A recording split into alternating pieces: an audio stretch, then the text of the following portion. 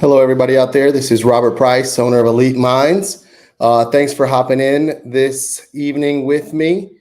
We're looking forward to this evening and just kind of talking a little bit about just a little again about the mental performance side of this thing called golf and really getting people to begin to understand how we go about getting the right mindset, this champion mindset that's so important and is so necessary for us to actually spend time, energy, and effort on it. And so I had put together a post earlier and talked about just the live stream that we're in right now and talking through just why we're going to be talking about the stuff we're going to talk about. And I don't necessarily like to just straight read all of these things, but I am going to read a little bit of this. Is like we were talking, I'm diving right in. Again, Robert Price with Elite Mind. So hopefully you're out there hanging on Facebook. See you there, YouTube, Instagram, of course. And so I'm excited about this evening.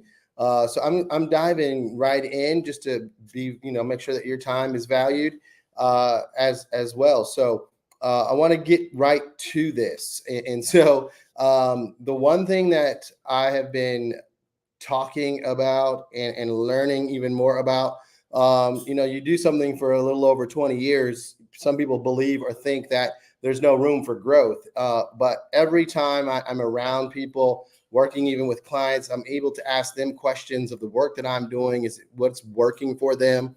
What do I need to do to improve? And so one of the things that we talk often about is just the emotions that come along with who we are and what we're doing when we're out there playing. And this past weekend, literally a gentleman had asked kind of the "what do you do" question, and it's a great question. But I oftentimes love to navigate that a little bit differently. And so once I did share with him that I am a mental performance coach, he began to ask some questions. And one of the things that he had mentioned was this thing, like negative talk or negative self-talk or not being positive. And so I really love this concept that we're going to talk a little bit about today and just really to help you learn some new language maybe that you can use to help yourself, help your if you're a parent listening, to help your junior golfer, but even to help just how you process in general these things, because this is these are also life skills and they're super important for us in what we do. And so making sure that we're on board with that is a good thing. So without further ado, let's just hop right in there. So one of the things that I really want to address or talk through is this idea that negative emotion is actually not good. It actually is normal, right? So things happen. When things happen to us, we interpret those things. And typically when we interpret those things, what we do is this: we have a response. And oftentimes, a negative emotion from an experience that happened to us that was not good may be the thing that follows. But if we attempt to like suppress this, or if we attempt to damp it down, is another way to think about it, then what we're actually doing is a disservice to those emotions. When we do that, it actually takes up energy. It actually takes our mental focus away from the task at hand. We're not able to then really focus on playing our best game.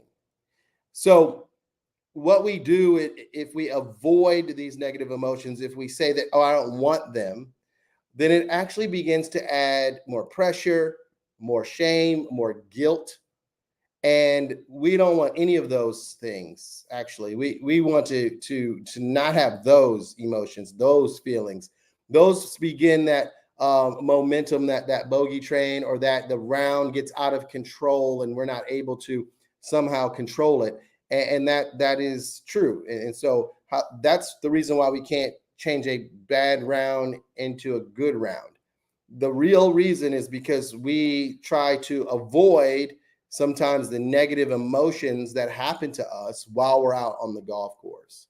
And oftentimes we see these things as kind of like a hindrance, or that it's not good for us. But to be honest, the real key is to try to learn ways that we can actually manage those emotions, but accepting them as they come. So important. You have to accept these emotions. So instead of trying to avoid these things, what we really do is we really talk about how do we encourage people to embrace them? How do we accept them? Because many of them are normal. And it's just that natural experience or expression of feelings that occur. And if we learn how to manage these things, then we're actually developing some emotional agility, which we need. And this means that we're able to acknowledge, we're able to accept, we're able to navigate through those emotions in a very healthy way. So I want to just kind of share with you the part of the reason that I created the mental playbook. And I'll add this in, is that if you want to really get the right mindset, is this, right? We know that you can read a book and maybe even watch some videos on YouTube here, or Facebook, or Instagram even, maybe even join an app. You could do those things. I think that is good stuff. It's a good start. But like many things, what's really important is to actually have a strategy that actually leads you from being just good, but to be consistently great, or consistently playing at a level that actually gets you the results that you believe you should be receiving. And that's how you get that champion mindset. The champion mindset comes when you have consistency for great golf. And I have the mental playbook is the piece that I believe is helpful for people who are trying to learn how to get the right mindset. As an example, you will learn how to actually manage those negative emotions when they arise, because they will come, and we have to manage them, meaning accept them first. Before you can actually do anything with them, we have to accept it. Once we accept it, then we can actually have strategies to move from there. It's a great way to think about it. So this concept here is what we're talking about. So another really important aspect of just embracing these negative emotions, how to get from bad to good and around, is managing these negative emotions. And so we do that is we have to shift our focus from these outcome-based thoughts, like the score at hand, or where I'm at on the leaderboard, or what is this going to do to my junior golf scoreboard ranking, or what, any of those things. If we are in that negative emotion, and we're just going down that bogey train, then usually what ends up happening is we start thinking of the outcome of that situation, that event, that moment. If we begin over there on that outcome, then we have to get rid of that. And so what we try to do is shift, or try to help my athletes shift from that outcome-based thinking to a more process-based thinking, step-by-step process, right? Those things. So instead of fixating on winning or losing, which are great, right? To win is good. But we really are trying to encourage players to focus on the process of the journey. And that has to be written down, that has to be discussed, that has to be planned for, rather than the result. If we do that, then now we're really going to be able to do some things and actually turn bad rounds into good rounds. Because again, it's about that interpretation. It's about making sure that we're staying process focused. And if we're staying process focused, man, that's amazing. See, because winning in and of itself is outside of our control, and it really isn't the purpose. I know that might sound a little controversial, but winning in and of itself isn't actually the purpose. It's actually a result. We want to have the desire to win. We want to be able to strive toward winning. We want to be able to embrace true competition. Those things. It's about refusing to surrender, or persisting even in the face of setback or pressure or drama. Right? That's actually the purpose of what we're doing. If we do that, then the outcome could lead to winning. So that's a beautiful space. That winning in and of itself outside of our control, but putting ourselves in a position to win, that's the process. And the more times we put ourselves in position to win, the more opportunities that we actually will have to succeed at winning. So that's one of the things that we're looking at and trying to track and understand. Because if you know that, if you're able to do that, then what you're able to start to accomplish is amazing opportunity. And that's the key in this. The key is to give ourselves opportunities to be in a position to win.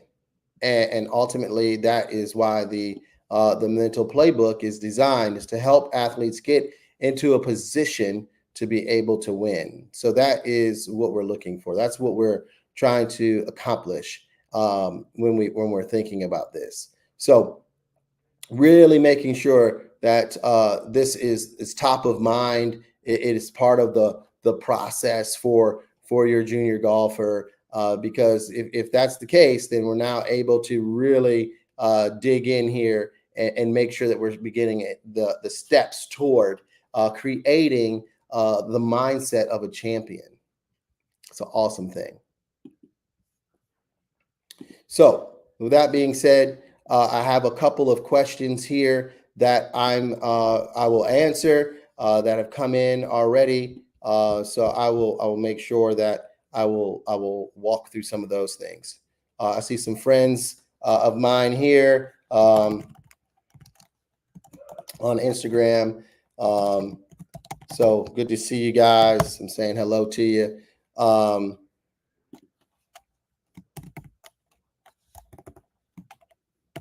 Good to see you guys.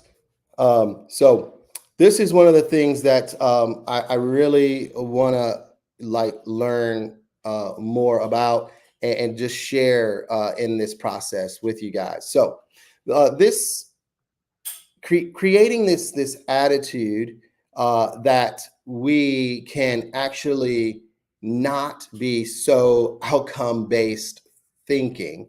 It's such a challenge, right? It really is hard to do.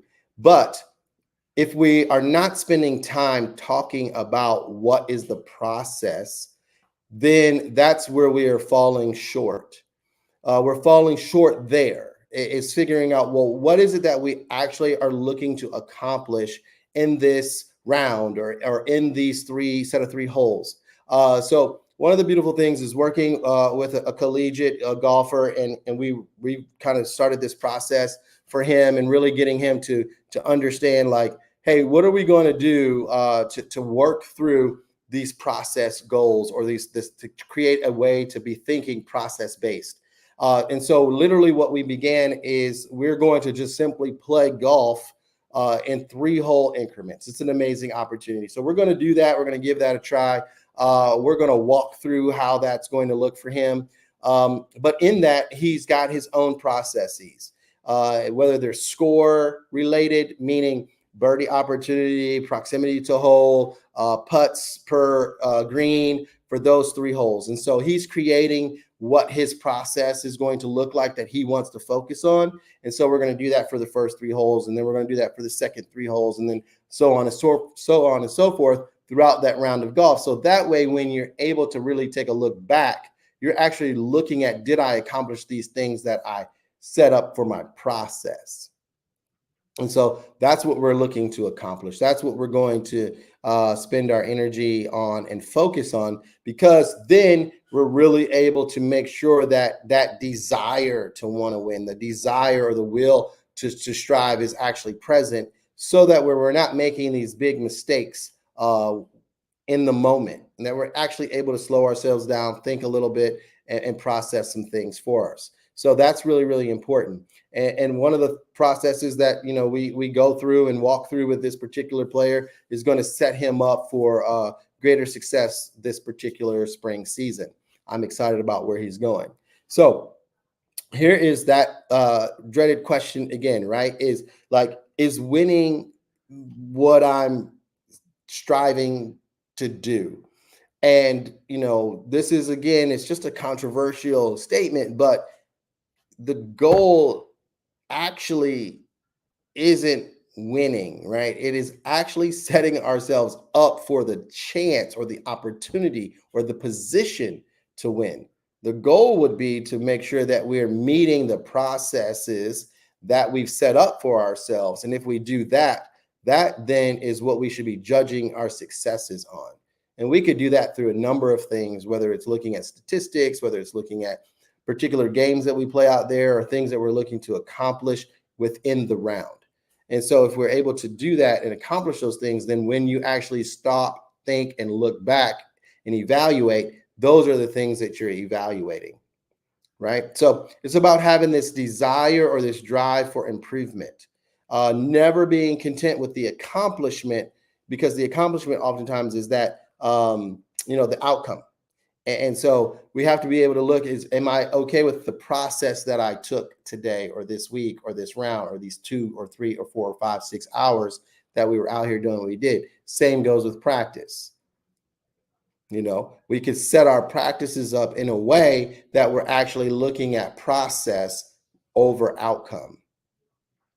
Outcomes are amazing. They help us build some confidence, but actually we can create outcomes through our process. And so that's where the work gets to happen. We are able to do that oftentimes in my one-on-ones. So we're really able to walk through that with individuals, so that they start to understand, like, no, I could actually create good outcomes based upon the process that I'm actually setting myself up for. So let me answer this question here. Okay, great question. So this question says, if my junior golfer gets into a bogey stretch, is there anything I should say? Yes, there's something you should say. What you should say is asking or reminding for them to stay focused or to refocus on the processes that they set up for themselves. Getting their mind back into position to focus on the actual process that they have set up. And so this is a unique question, because how do you actually do that? Well, you do that, or you set that up in practice. Because oftentimes I work with athletes around making sure that they actually have a failure routine. So when things are going not the way they want, they can actually slip into a routine to manage that failure, so that things don't get out of hand for a long period of time. And we work on that, we practice that, we create that before the event. And so that way it's nothing new to them. They've actually practiced it, they're able to implement it. So when things are going south, they're able to just implement that failure routine now. And that's something, if a kid that I was working with, if they had that, then that's what I would remind them to do. Say, hey, implement that failure routine. No worries. Implement the routine. Time to do that. And they'll know exactly what they're supposed to be doing, and they'll go ahead and execute whatever that failure routine was that they came up with, that they practiced, that they're prepared for. Whether that's taking 3 wood off the tee or iron, or just laying up here, or whatever, you're hitting this, my favorite club, on the tee or in the fairway, whatever those things might be. But we're able to kind of create that, boom, and now we're able to kind of get back into a better rhythm. And now we're not focused on the outcome, we're focused on the process. That's the shift. Great question. See if I may have any others out there.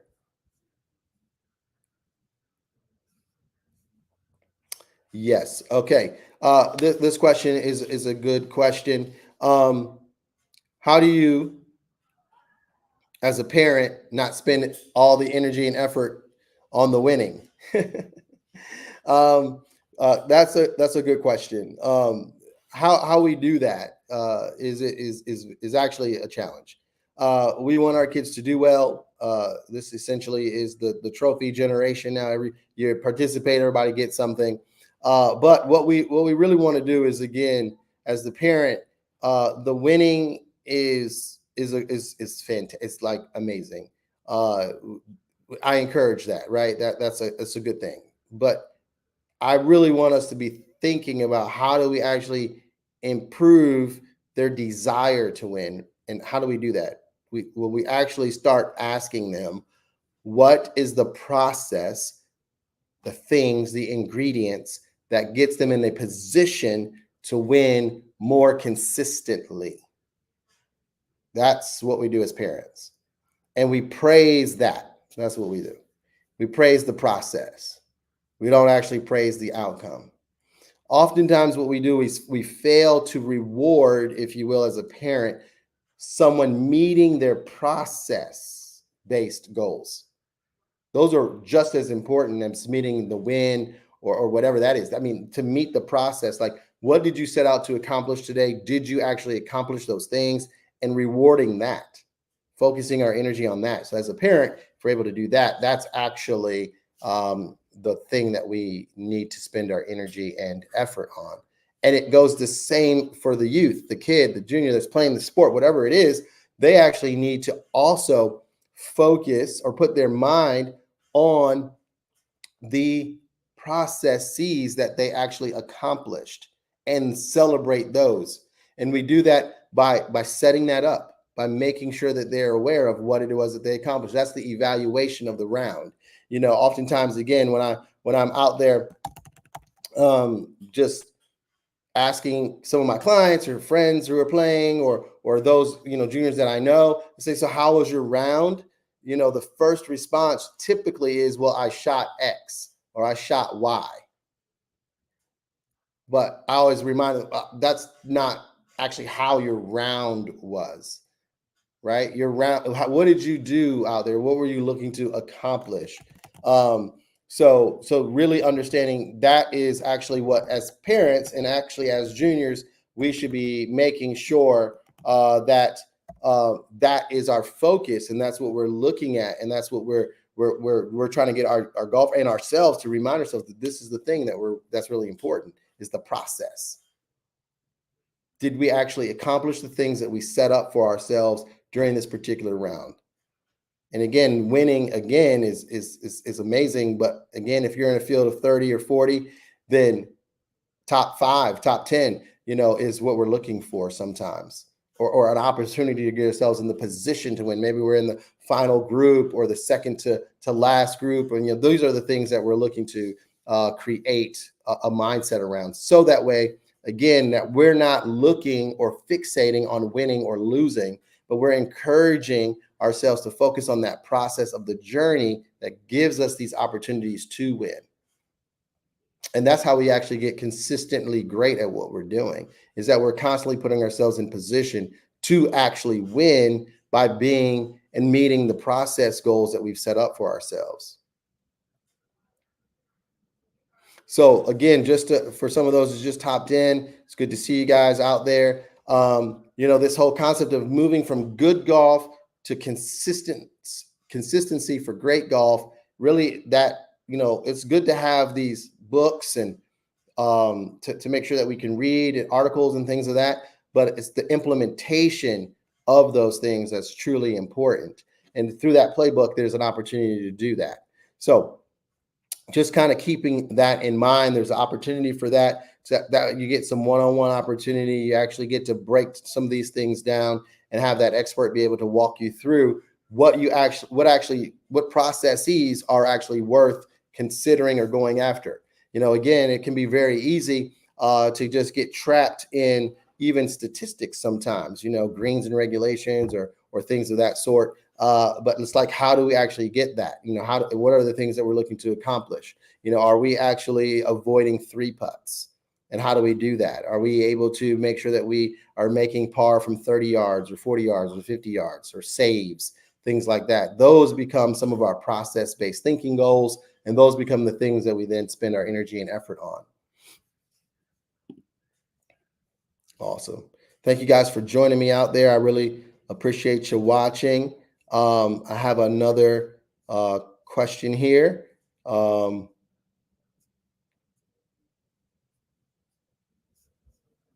Yes. Okay. So again, yeah, this is a good one. So how do you build this into a practice routine? Okay, that was the question here. How do you actually build what you're talking about into these process-based things into a practice routine? That's actually the best and easiest way to begin this process. Is in our practice. Our practice needs to be process-based, right? Not necessarily outcome-based. Again, the muscle is going to grow, but if we focus on what the muscle will look like and not on the process to get the muscle to look like that, we miss. And then we also get burned out. We never get to where we're trying to get to. It's like working our way around some rankings. How do we climb up, or how do we do this or do that? Well, if we actually spend our energy and effort on just playing better or doing these types of things, there's certain processes that we can actually put into place that allow us to actually then think about that outcome, the raising of the ranking or getting better, whatever that might look like. And so there's ways to go about that. So in practice, really actually sitting down and coming up with a routine, having a workbook, a journal, something where we're actually tracking these things so that the kids are actually able to really look back, evaluate right after. And that's something, again, that helps with tournament preparation. You actually will have a book, some information, some data. And so you'll be able to really know, like, oh man, I know my 60 yards or that the 40 yards or my putt avoid, whatever that stuff looks like. You're able now to really put it into practice.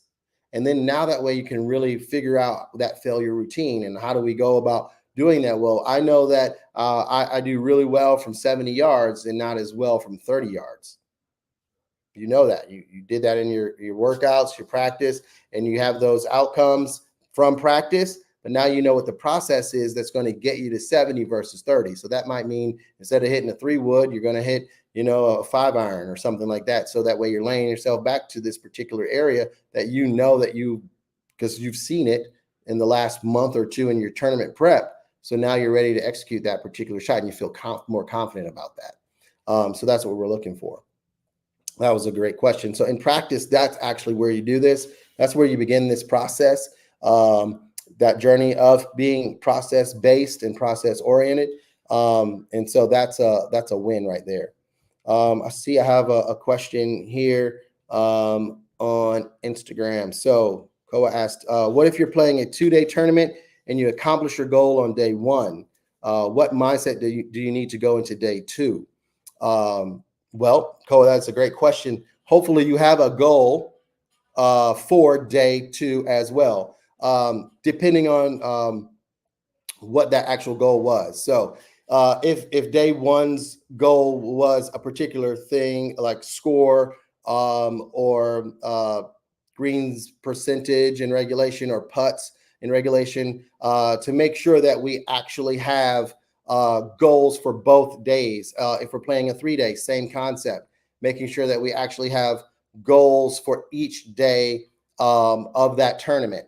And sometimes they can be the exact same things for each round, which isn't terrible, because now we're able to actually put together 3 solid rounds or 2 solid rounds back to back. And so I love that question. Thanks for asking that, Koa.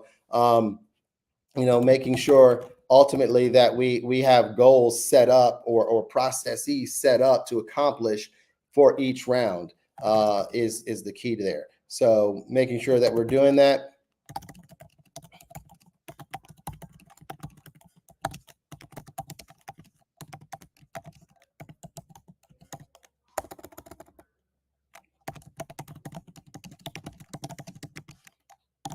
I'm actually typing and talking at the same time. So that way I want to make sure Koa actually can read that too, along with hearing this as well. Um, so that's what we're looking for. That's a great question. Thanks for asking that. Looking forward to seeing you too, hopefully in February as well. Be another great run down there in Orlando. That'll be awesome experience again to see you down there this year in 2024. I know you've been playing extremely well. So, want to have another question here from YouTube. So, yes, good question. So yes, I did talk about this last week. So when we're talking about doing this process-based thinking, this absolutely is a way in which we build confidence. This is a good start for that, actually, because once we actually start looking at, are we accomplishing the things, the processes that we've set up for ourselves, whatever they may look like, versus those outcomes, we actually really have some information that we can go back to those prior experiences that we can actually use to help feed what we're looking to do, the words that we're going to be saying out of our mouths and in our heads. So if you're able to, yes, this is absolutely a way in which we build confidence, but more importantly, also maintain the confidence throughout the round. That's absolutely how you turn those bad rounds good very quickly. And so if we're able to eliminate a 3-hole stretch that might not be what we're looking for. And if we can turn that 3-hole bad stretch into a 2-hole bad stretch, that's some of the things that we talk about. But really to be able to focus in on what actually are we looking to accomplish in these 3 holes or these 6 holes or this 9 holes here. I think sometimes what we do is we get a little long with the things that we're looking to accomplish. What I mean by that is we're looking over an 18 hole or a 36 hole or a 54 hole event, and we have these bigger long-term goals, but we actually need to break them down sometimes into 3, 6, 9 holes because it kind of gives us something to evaluate, check even on the golf course. It keeps us right in focus, right? I call it, in the moment, because then now you have something to actually check back to. So that way we're making sure that we're not getting too far ahead of ourselves. So I think that is really an important aspect there, is to make sure that we're not thinking too far ahead and that we're able to actually really put our mind directly on the task at hand. Because if we do that, then we're able to actually play better chunks of golf, and then stacking those good things for 3 holes, 6 holes, 9 holes over the course of the 18. Now we actually, again, are worried about that process. If we do the process well throughout that time, then at the end, we'll find out that our outcome met the process. So that's one of the cool things there that we're working through. So again, just to be mindful of your time, I like to give these about 30 or 35 minutes just to make sure that people can hop in and learn some new things. And so with that, I appreciate your questions and thank you guys for showing up this evening. Again, you guys know how to get at me at Elite Minds LLC. If you have any questions, you can DM me those or ask. But make sure that if you're out there too, that you can hop into that Facebook group that I have. And I always put that here just so that way people can see it. But you can find me on Facebook too, at Elite Minds LLC on Facebook. And you can hop into the group that's there that gives you some additional content around some of the things that we talked about this evening. So that way you guys are staying connected with me in all the platforms. And so again, that group on Facebook is Elite Minds, Achieving the Champion Mindset for Junior Golfers. You can find me again here on Instagram at Elite Minds LLC, and really looking forward to helping you guys throughout your journey. I want you guys to have a great evening. God bless you guys.